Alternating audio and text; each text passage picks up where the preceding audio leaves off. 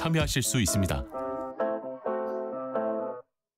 꼭 알아야 할 정보를 알기 쉽게 전달해드리는 세상의 모든 지식. 목요일엔 한 주간 있었던 스포츠 소식 살펴보는 스포츠 핫이슈 시간입니다. KBS 스포츠국 정현호 PD와 함께합니다. 안녕하십니까? 네, 안녕하십니까? 자, 첫 번째 소식은 이 비인기 종목으로 좀 주목도가 덜했던 한국 육상에서 요즘 좋은 소식이 연일 전해지고 있는데, 네.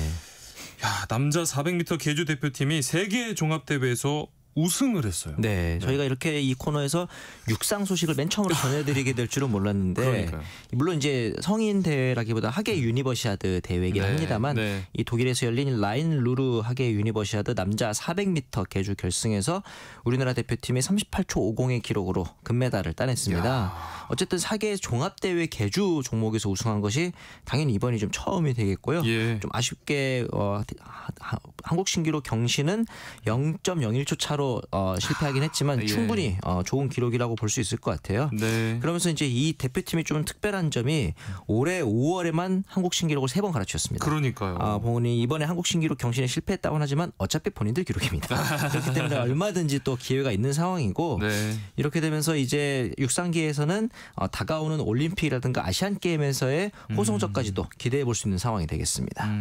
지금 이 400m 계주 대표팀이 뭐 가파른 성장세를 보이고 있는데, 사실 네. 그 전까지는 한국 육상에 대해서 특히 이 대학 육상 약간 네네. 쓴소리가 많이 나왔었잖아요. 맞아요. 어떻게 이렇게 확 달라진 건지 좀 궁금해요. 그 전까지도 제가 보기에는 이 육상계에서는 어떻게 보면은 좀 소위 말해서 고인물이라고 표현을 할 수 있을 정도로 네. 국내 대회에서의 성적에만 좀 치중하는 움직임이 있었거든요. 예. 국제 경쟁력까지 나아가기에는 벽이 너무 높다 보니까 국내에서만 잘하는 수준까지 딱 본인을 끌어올리려는 그 정도의 분위기가 있었던 것이 좀 사실인 것 같아요. 그냥 내수용. 내수용. 예. 그렇죠. 그러면서 어떻게 보면은 이런 것들이 국제 경쟁력까지 이어지지 않는 문제에 대해서 항상 지적이 있었는데, 네. 그렇다면 국제 경쟁력까지 강화할 수 있는 우리 수준이 되느냐라는 반문에 대해서 딱히 반문을 제기하지 못했던 것도 사실이거든요. 예. 그런데 이번에 이제 기록을 세운 서민준, 남아디 조엘진, 이재성, 김정윤 이렇게 4명인데 네. 조엘진 선수 이름에서 볼 수 있듯이 이 혼혈 선수거든요. 예, 예. 어떻게 보면은 이런 뭐 순수 어떻게 대한민국 토종 선수들뿐만 아니라 다양한 기회를 제공할 수 있다는 점에서도 대한민국 육상협회가 좀 기회를 포문을 열겠다 이런 이제 포부를 밝힌 바도 있었고, 네. 어떻게 보면 이 계주라는 종목이 개인의 능력도 물론 중요하지만 육상 내에서 팀워크가 가장 네. 중요한 종목이고, 이런 네. 것들이 어떻게 보면은 좀 노력을 통해서 가장 많이 개선할 수 있는 세계적으로도 좀 비벼볼 수 있는 상황이다 이렇게 보는 것 같아요. 그래서 네. 이렇게 집중 육성에 들어갔던 측면이 있었고, 대표팀 선발에 있어서도 옛날에 우리나라가 뭐 2002 한일 월드컵 때부터 나왔던 경쟁에 기반한 선발 및 육성, 그리고 유망주들을 처음부터 조기 발굴해서 키워내는 것들, 그리고 팀워크, 앞서 말씀드렸던 팀워크에 대한 집중 연습. 예. 예를 들면은 뭐 배턴 터치라든가, 그리고 이 주자 교대 구간에서 언제 스타트를 할 거고 그렇죠. 몇 발짝 정도 뛰는 다음에 배턴 터치를 하는 것이 가장 유리하다.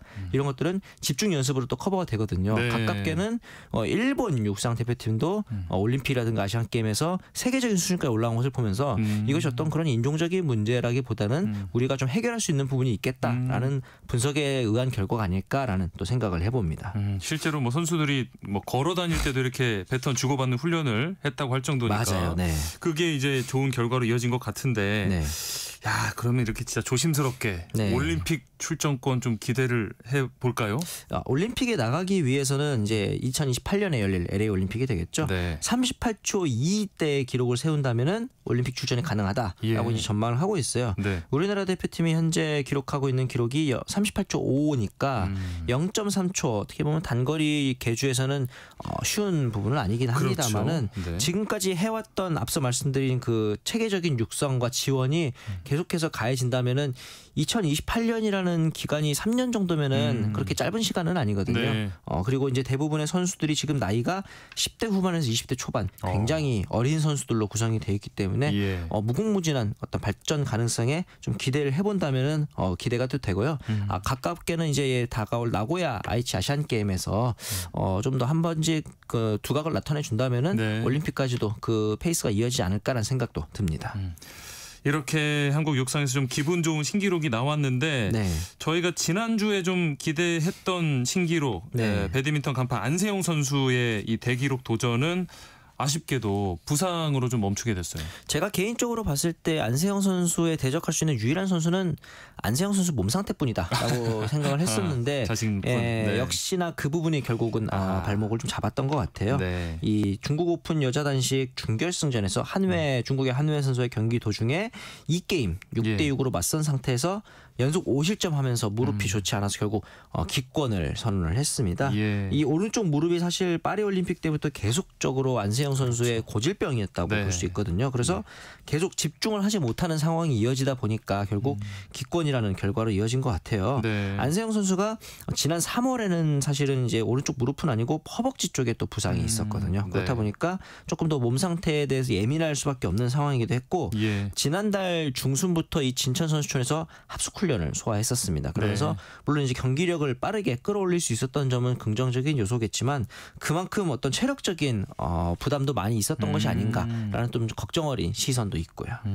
뭐 기록도 기록이지만 지금 사실 안세영 선수 본인이 가장 좀 속상할 것 같은데 네. 그래도 부상 정도가 그렇게 심하진 않은 것 같아요. 네, 뭐 선수 생명에 위협을 가한다든가 그 정도의 부상은 아니고 네. 사실은 이번 대회에서 안세영 선수가 기권을 선언한 이유도 전략적으로 봤을 때는 다음 대회인 세계선수권이 또 남아있는 상황이거든요. 네. 세계선수권이 다가오는 8월 마지막 주에 열립니다. 그래서 무릎이라든가 허벅지 쪽에 대해서 완전하게 컨디션을 회복하려면은 한 달 정도는 조금 텀을 두는 게 좋지 않을까라는 생각이 있었고 마지막까지 또 경기를 하다가 악화될 수 있는 가능성도 그렇죠. 있다 보니까 네. 재활 치료를 위해서 한 달 정도의 기간을 두기 위해서 조금 전략적으로 판단하지 않았을까라는 생각을 또 해보기도 하고 네. 저희가 이제 지난 시간에 말씀드렸던 슈퍼천 슬램 네. 1년에 네. 열리는 슈퍼천 대회 모두 우승하는 기록이죠. 네. 영광스러운 기록이긴 합니다만 어떤 면에서 보면은 안세영 선수는 이미 4개 대회 중 3개 대회를 재패를 했기 때문에 나머지 1개 대회에서 지나치게 무리할 필요는 없지 않았나라는 네. 또 개인적인 생각도 들긴 합니다. 네.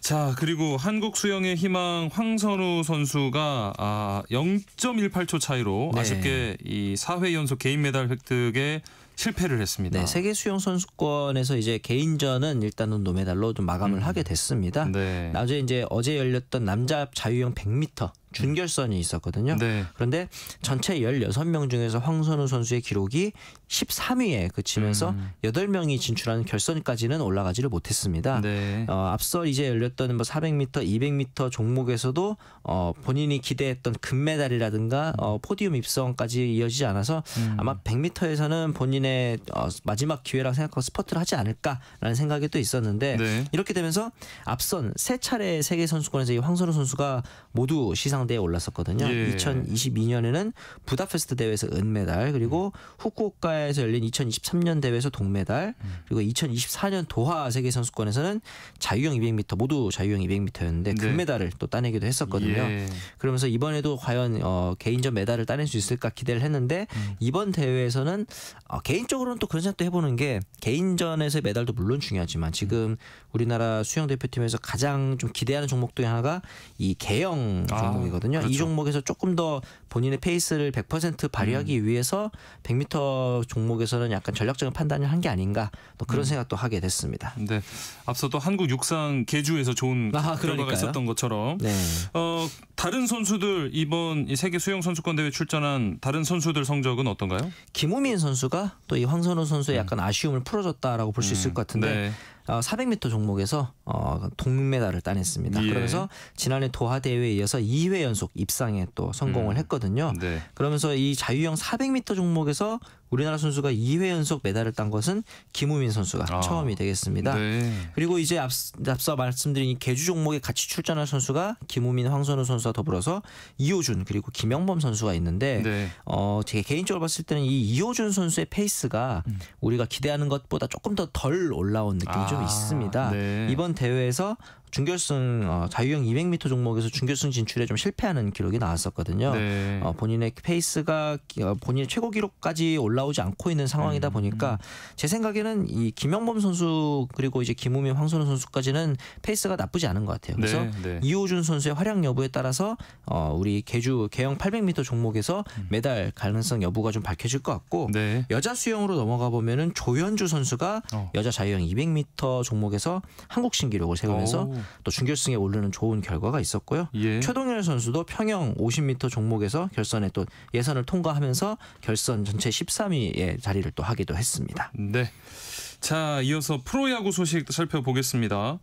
이 기아 타이거즈랑 NC 다이노스가 이 트레이드 마감 시한 앞두고 빅딜을 단행했습니다. 네, 오늘이 이제 트레이드 마감일이 되겠는데요. 네. 기아 타이거즈에서는 외야수인 최원준, 이우성 그리고 내야수 홍종표 선수를 NC로 보내고 네. NC 다이노스에서는 투수인 김시훈, 한재승 선수 그리고 내야수인 정현창 선수를 기아 타이거즈로 보내는 트레이드를 3대3 트레이드를 또 단행을 했습니다. 네. 이렇게 되면서 이제 최원준, 이우성 선수 같은 경우는 경기 트레이드 직후에 또 곧바로 선발 출전했고 어제는 또 첫 안타 적시타를 또 터뜨리면서 팀에 공헌을 하게 됐고요. 예. 김시훈 선수와 한재승 선수 역시 기아 1군 엔트리에 현재 등록이 된 상황이 되겠습니다. 네.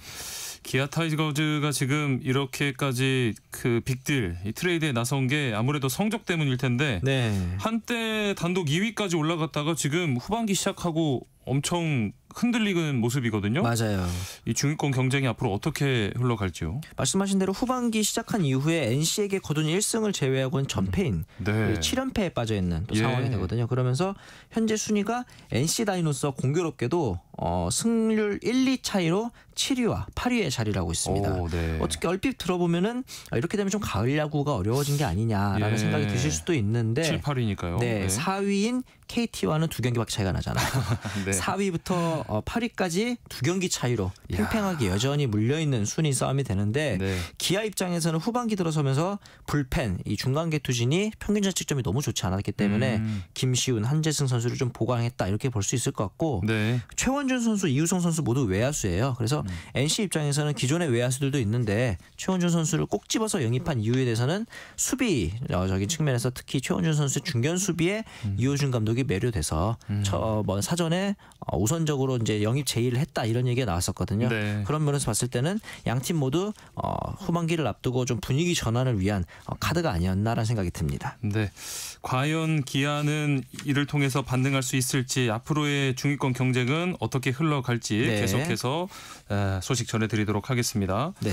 마지막으로 이 유럽 축구 빅클럽들이 이제 한국을 찾아서 친선전을 벌일 예정인데 네. 손흥민 선수의 토트넘도 내일 방한 예정이죠. 네, 토트넘 구단은 이제 내일 방한을 해서 뭐 이미 토트넘은 거의 준국민 구단 아니겠습니까? 그러면서 네. 경기도 경기지만 오픈 트레이닝도 할 예정이고 예. 한국문화 체험이라든가 다양한 행사를 통해서 또 손흥민 선수 그리고 이제 다른 선수들과의 스킨십을 또 강화할 계획이 있거든요. 네. 어제는 또 이 뉴캐슬과 팀 K리그의 경기가 있었죠. 그렇죠. 1대0으로 팀 K리그의 승리로 끝났는데 네. 이 쿠팡 플레이 시리즈에서 지금까지 한 골밖에 나오지 않은 게 이번이 처음이에요. 예. 어떻게 보면은 그 양 팀의 경기력도 경기력이지만 수원 월드컵 경기장이 이번에 그 동아시안컵을 치르면서 약간 잔디 사정이 여자부 일부 경기가 열리면서 잔디 사정이 좀 쉽지 않았기 때문에 경기력에 영향을 미친 게 아니냐 이런 이제 좀 약간 걱정 어린 목소리도 있었고요. 예. 오늘은 또 이제 바르셀로나와 대구가 또 경기를 치르게 됩니다. 네. 바르셀로나 선수들을 또 이제 볼 수 있는 기회이기도 하고 예. 앞서 이 감독이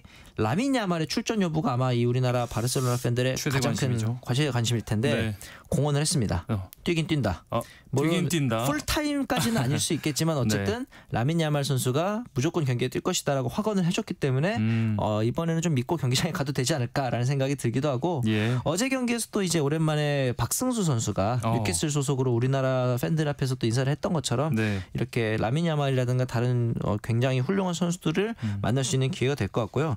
그런데 대구 입장에서는 그 좋은 기회이면은 분명하지만 마냥 이렇게 웃을 수만 없는 상황인 게 네. 일단 K리그에서 성적이 잘 안 나오고 있어요. 그렇다 보니까 사실은 선수들에게는 경기보다는 휴식이라든가 팀 재정비가 필요할 상황일 수도 있는데 바르셀로나와의 경기에 마냥 최선을 다하기에는 또 이제 본인의 생각도 좀 약간 많아질 수밖에 없는 그런 상황이 될 것 같고 네. 어제 경기를 지휘했던 김판공 감독도 사실은 이 팀 소속팀의 울산이 그렇게 성적이 좋지 않기 때문에 네. 어떻게 보면 뭐랄까 좀 마음은 다른 다른 곳에 다른 가 곳에. 있었을 수 있는 그런 좀 복잡한 상황이긴 합니다만 팬들 입장에서는 해외 유명 선수를 코앞에서 볼 수 있는 좋은 기회인 것만은 틀림이 없을 것 같습니다. 네.